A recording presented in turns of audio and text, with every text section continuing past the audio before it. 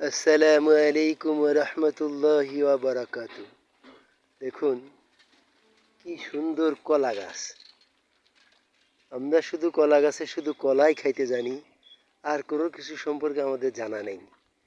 তাই চায়নাদের একটা জিনিস আমি দেখেছি যে চায়নারা শুধু এই কলা গাছই কলাই খায় না, তারা এই যে এই কচি পাতাটা ব্যবহার করে, একদম কচি পাতা।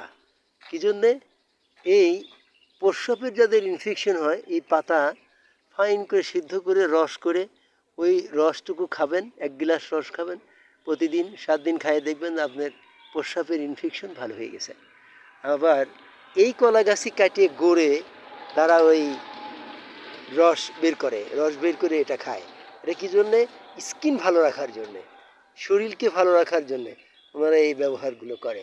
কিন্তু আমরা এগুলোকে কিছুই করি না। তো ভাই, যারা এই ভিডিওটা দেখতেছেন, বন্ধুদের কাছে বেশি থেকে বেশি শেয়ার করে দিবেন। বন্ধুরাও যেন বুঝতে পারে যে আসলে কলার গাছে শুধু কলাই খাইলে হয় না, কলার গাছেরও আরও কিছু গুণ আছে, সেটাকেও একটু ব্যবহার করা দরকার।